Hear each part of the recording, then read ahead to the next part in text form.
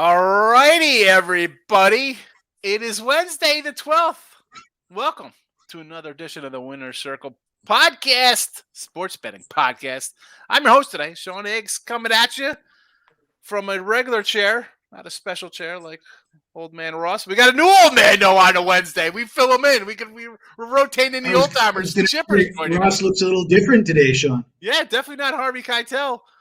Chip Chirimbes, Jesse Schule, GamblersWorld.net, powering the Winner Circle podcast today. A lot to talk about. We're going to do our 3 baseball games as usual. Right. We do have NBA Game 3 tonight.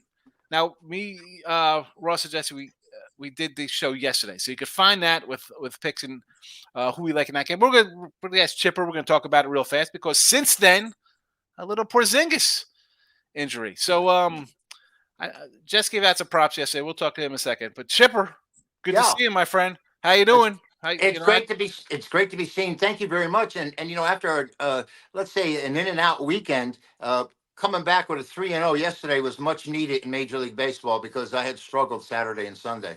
So it was good to get back on the winning column. It's always good to a nice winning day. I took a 2-0 last night. I had the I don't remember who I had. I think I had Orioles under Nationals. Orioles under were my lead play. Yeah, I mean that Brave team. Speaking of Braves Orioles, we'll talk about that because that's your game. Yeah. What do you think about this Porzingis move, guys?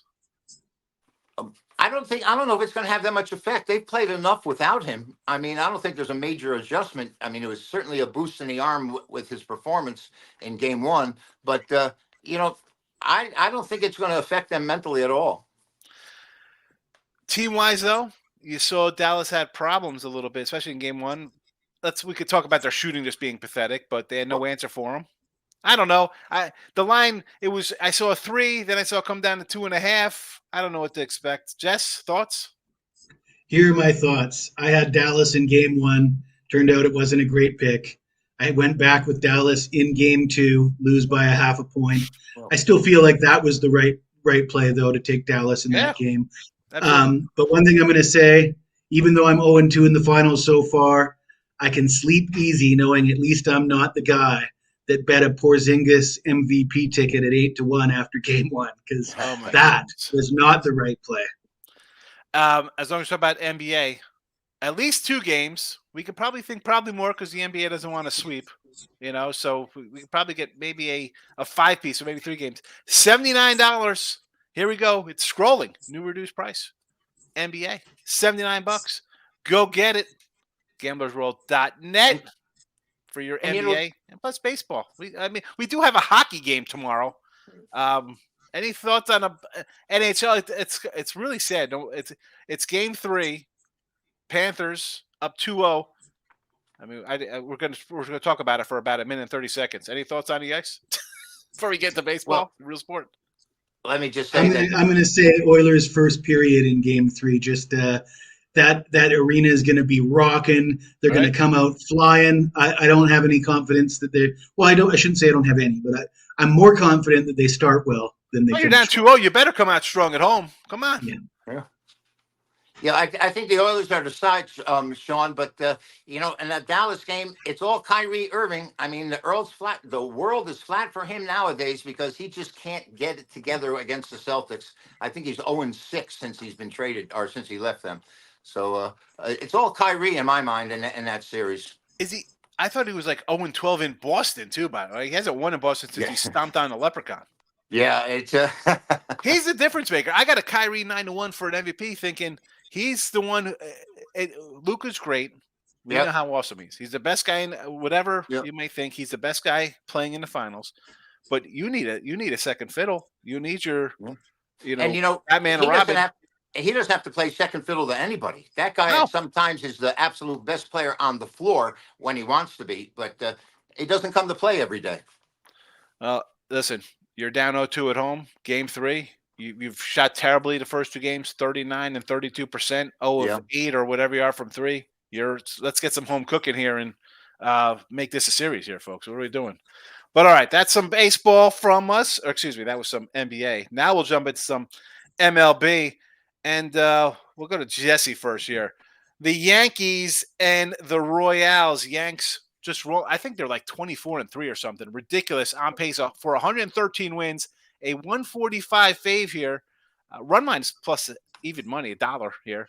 Total 10.5. Cody versus Dan Altavilla.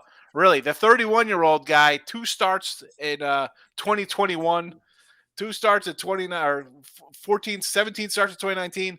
Talk about this is I was on a show yesterday talking to some guys, and they're saying that pitchers today are better. It's better today baseball than in the 90s. Are you kidding me? We are 3 months into the season, second place teams, first place teams to be determined. You're bringing up a guy who's 34, 31 years old, who's thrown 30 relief innings with a 5.80 career ERA. What is going? Oh, terrible, Royals! You're gonna kill my win ticket here. Jess, thoughts? I mean, Well, I think I know where you're going to go with this game, but let's go. Let's and I like start with Cody Pony. Dan Attavilla, 31-year-old pitcher who's pitched 1 inning this season. He spent the better part of the last decade in the minors. And I've got it right here in my notes, Sean, and it sounds like this is what you were alluding to. Sacrificial lamb. That is what I think this guy is today. The weather is going to be very favorable to hitters today, 88 degrees. I don't even know how hot 88 degrees is because I use the metric system, a more civilized country using the metric system. But I imagine 88 degrees is, let's say, warm. Wind is blowing out in Kansas City. According to baseballsavant.com, there's only 2 parks in the major leagues more favorable to hitters than Kauffman Stadium, and that's Coors Field and Fenway Park. So with the warm air, wind blowing out, and a guy who is perhaps a sacrificial lamb, a 31-year-old career minor leaguer getting chucked out there, and then you got Cody Poteet, who's a 29-year-old career major leaguer with 3 starts under his belt. He's put up some decent numbers, but he's facing a top 5 offense in a hitter's park with the weather conditions favoring the hitters. There's a reason why this total is 10.5, Sean, and I think we might get 10.5 in the first 5 innings. Yeah, I mean, we saw a 10-1 blowout last night, and I think when teams get hammered like that, they're going to come out and try to put up a little fight. So I agree. Chipper, what do you think about the Yanks and the Royals here? I mean, what can you say about the Yankees? On May 2nd, Aaron Judge was hitting 197.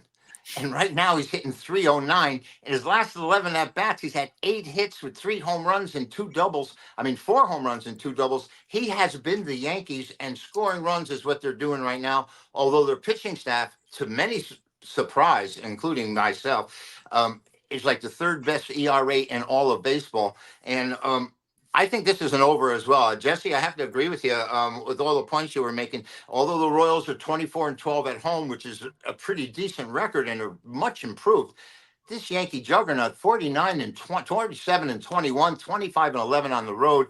It's hard to play against him, but I don't like laying prices. I'm not too sure about these pitchers. I'll play this to go over like Jesse did. And I think it's Soto's back in the lineup, and with the way Judge is swinging the bat, 28 games, in the last 28 games, he's only been hitless 3 times. So that's why he's hitting 309 right now. I was going to say, I got the pen out. 197 a month ago. Right. 309 today. 309, 5 weeks. He's hitting like 548 or some ridiculous nonsense. Yeah. He really has, and of late he's been outrageous. Jess, we know our guy, the numbers man, loves Judge, and I joke with. Listen, I didn't want to sign Judge. I'm not even a Yankee fan. You want to give that guy $40 million a year at 32 years old? I want to sign Soto. The problem here, Yankee backers, Yankee fans, I should say, Soto's going to walk out the door and go to Citi Field because there is no way the Yanks are paying him $45-50 million a year. They're not paying him more than Judge. Judge is their guy. Sean, do you think he's going to want to go to Mets? I mean, he loves New York. He loves the Yankees, that is. He's been a Yankee fan. I'm wondering if he's going to accept less. Judge accepted less to stay in New York. You remember the Giants made him a tremendous offer.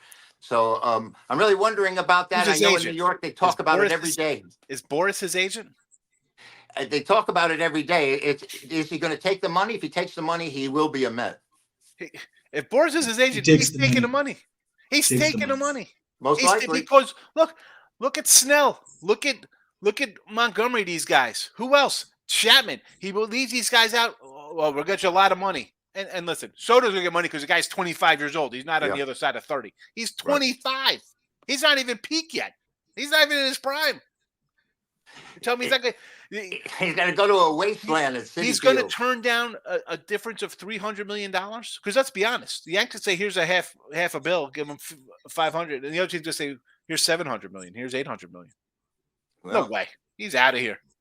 Sad trombone noise for Soto leaving the Yanks. But anyway, official play is Soto going to the Mets. Just kidding. Yeah. Official play, Jesse Schule liking the over Yankees Royals 10.5. Chipper's going to look to a team I think will overtake the New York Yankees here in the AL East. I think a more complete team, a bit younger. They got some pieces to make moves with. The Atlanta Braves traveling to Baltimore. They are a 105 dog. The Orioles minus 120 over the said dog Atlanta Braves. Total at 9. Schule, what's this guy? Schwellenbach? I mean, really, Atlanta? Schwellenbach versus Povich. This is wow, great matchup here. I'll give you my thoughts on the Braves after you, Chip. So you fire away here. This team, Atlanta, as good as they are, they're not even playing well, and yet they're still in second place here because the Phillies are just absolutely playing out of their minds, also like the Yankees. But go ahead, Braves. Sean, where's your Red Sox hat? I'm seeing all this Yankee negativity coming along here. Get that. Never read. I hate Boston. I don't even eat New England clam chowder. I'm going to put another smile on your face because in 1907, the Yankees committed 11 errors on this day. 11 errors. And by the way, 11. So all you Red Sox fans could be happy about that. 1907. Ross. Chipper, if you went back to 2007, you'd lose half the chat, and that was only 20. Well, this is a famous date, June 12th. Ricky Henderson stole his 900th base when he was with the Mets. Sam Musial set a national record for consecutive games, and it was only half as many games as Lou Gehrig's had set. But the most significant thing is that in this date in 1997, the first interleague game was played, and that's going to stay forever. Obviously, San Francisco went to Texas and won 4-3. This Atlanta Baltimore matchup. Yesterday we had the total stay under. They had the great pitchers for both sides going. I think you had it as well, Sean. I'm going to go the opposite way. You mentioned these pitchers that we don't even know who's throwing. They got 2 rookies going out there. Baltimore's leading the American League in home runs, and Atlanta, though their offense hasn't hit quite the stride that we've seen or we're used to.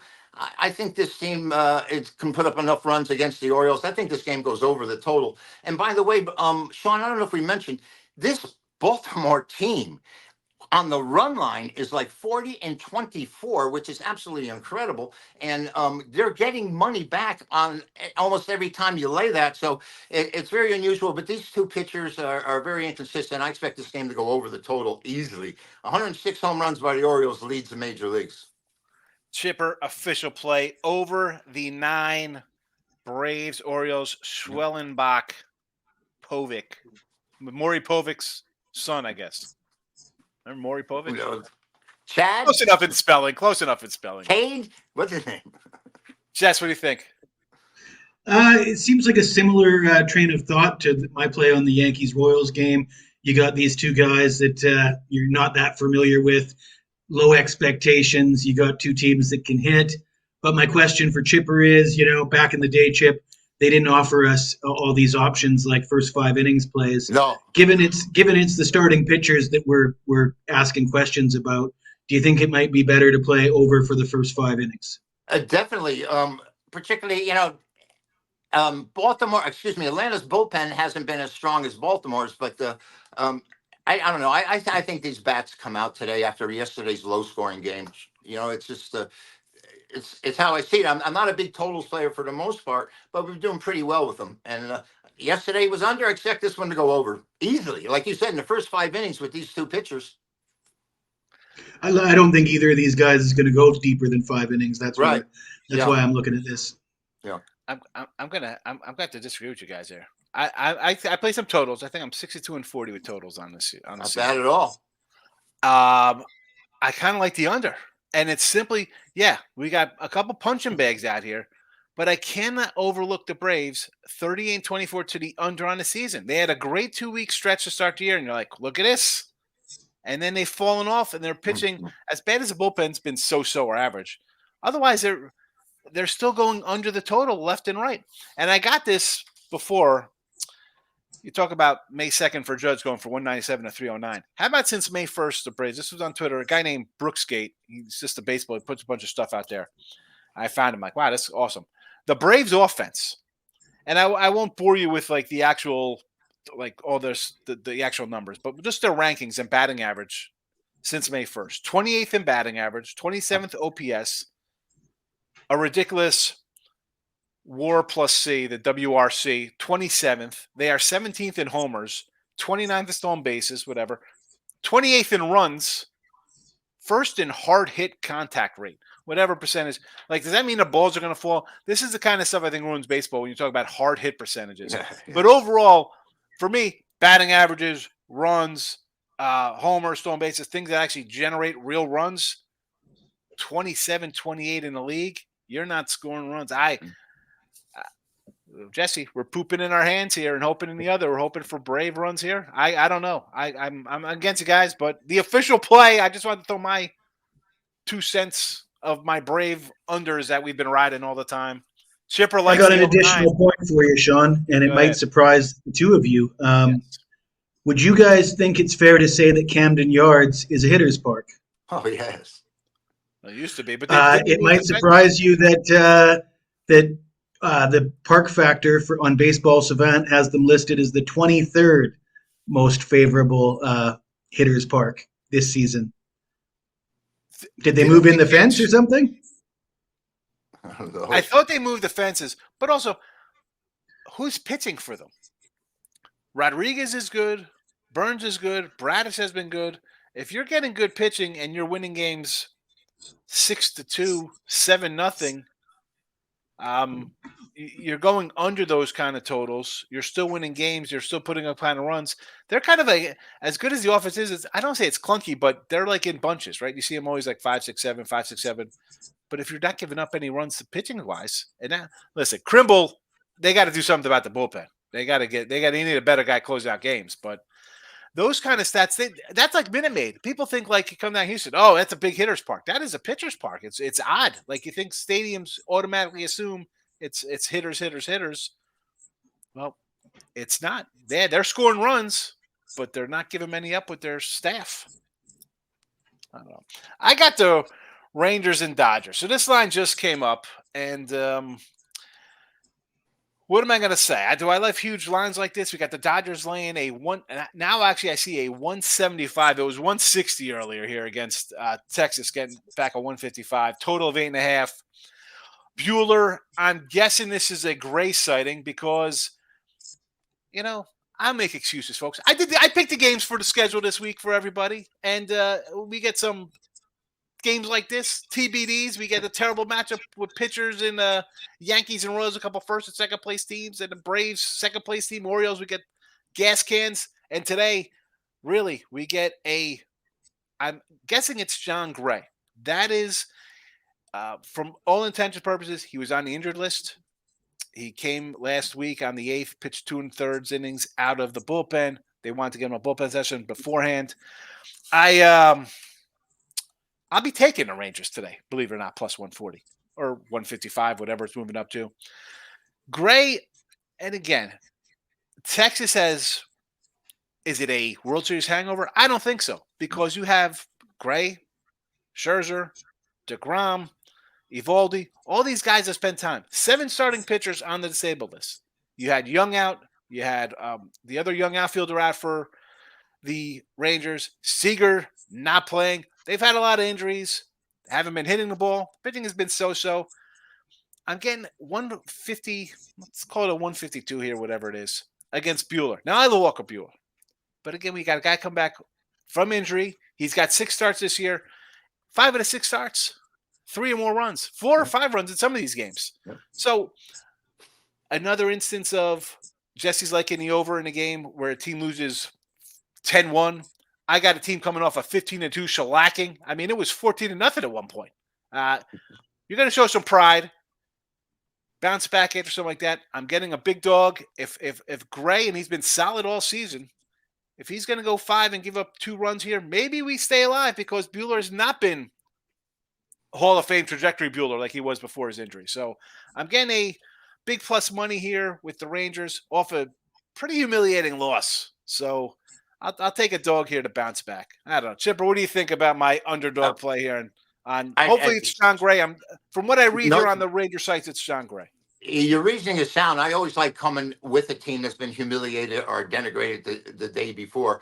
But this Texas team, having won the World Series last year, I just keep thinking of the Rams in the NFL who sold out and went for it, finally got there, and haven't done a thing since. And this is sort of like where this Texas team in. I know these injuries have been terrible. Their pitching staff has really been in the shambles, but they are 3 games under 500. I do expect them to play a lot better the second half of the season. Like you said, when that World Series hangover has dissipated a little bit. But Walker Buehler, he has not been good in his 6 starts. Like you said, his ERA is close to 5, giving up 7 home runs among the 33 hits he's given up. And like you said, 3 runs. He's given up and 5 of his 6 starts, 3 runs or more out of 5 or 6 starts. I have a tendency to want to play this over. I don't like laying a big price here. I very rarely do it. I would consider laying the run line before I would lay the money line here on the Dodgers. But I think Buehler and whoever, we're not even sure who's going to be pitching for Texas. And again, I think this is the ball seems to be travel when the Dodgers are putting their bats on it right now. So I'll play the game to go over. All right, Jess. Yeah, no, I would lean Texas, Sean, and I would probably take the runs. I know a difference in philosophy, but I believe it is going to be Gray. And I got a question for you, Sean, because I know it's not like you to want to back a pitcher coming off a long layoff and an injury. But with Gray, he was dominant early on this season. Then he goes out with a groin injury, so it's not a elbow injury, it's not a shoulder injury. His arm is okay. Do you get a little bit? Do you feel a little bit better that it's not an arm injury and it's a groin injury that he's coming off of? Does that give you confidence back in Gray here? Yeah, and that's also because he came in last week and did 2 1/3 innings out of the bullpen. So everything went well. The coach says it goes well out of his bullpen session. We'll be back in rotation. 2 1/3 inning, no problems. So it's not his first start. Like first start backs, I don't like at all. First start backs like almost like an auto fade, right? A guy's coming off an injury, whatever the case may be. There is no way the guy can be throwing a perfect game. He could have 9 strikeouts to 3 innings. They're not letting him throw a bunch of pitches, right? They're like, "Well, you're coming off an injury, move him out." So he's already thrown a few innings. He'll go a little further here, so I'm gonna get 5 or 6 innings out of him. And as Chipper said, yeah, the Dodgers could hit a little bit. And I'm not a huge Dodger guy. This is going back start of the season. Ohtani, Betts, Freeman, that's great. Everybody else, it's throw the dice on the table. Will Smith's pretty good, I get it. Teoscar's a pro kind of guy, but Muncie's, Gavin Lux, who are you throwing down there? Jason Hayward? I can't believe Jason Hayward's like 34. I thought the guy was like 90. Yeah, really. I mean, come on. But I'm going to be a Texas apologist, though, to you, because you're saying it, Chip, you're talking about like, oh, it's the hangover. Gray was hurt. Bradford, their young guy, was hurt. Forget Scherzer and DeGrom. I mean, Malley, who they signed to come in and pitch innings. Young, Carter, Seager out. That's a lot of injuries to overcome, whether it's a hangover or not. And at least going all in, they went all in and won. It wasn't like everybody left and was depleted. Their thing is a bunch of injuries. It's not that they're not playing bad. It's just that no one is there to pitch for them. And they're still alive here in the West. I think, depending what Houston does, if they make a trade, or maybe Texas makes a trade for a pitcher, because you can't, how much longer are you waiting for all these guys to come back? And even if they're going to be good, Seattle needs a bat. I love the AL West. I think it's a fascinating what could happen there, because you have 3 decent good teams. The Astros have been in 6, 7 straight ALCSs. Texas won last year, and Seattle's got pitching that is going to keep you in any kind of game. I don't know.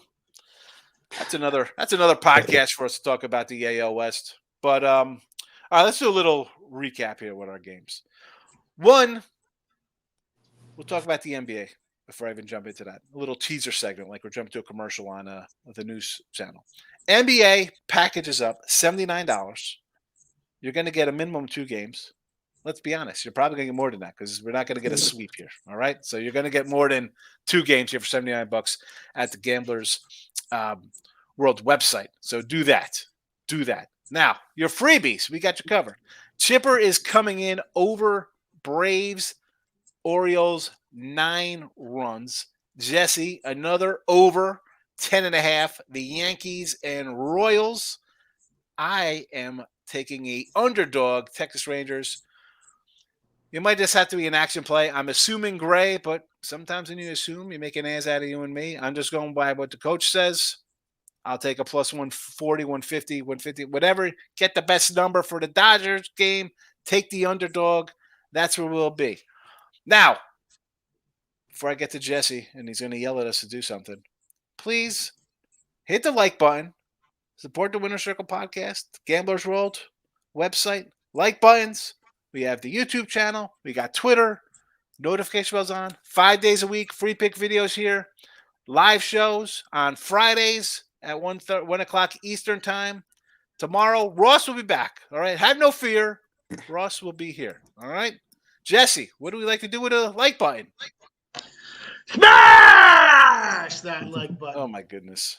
Never gets old yelling in the smash button. I just kind of click it, but the smash goes over well for the chat. All right. For Chipper, Jesse, and myself, thanks for watching. We appreciate you. We will see you tomorrow. Good luck, everybody. Bye-bye.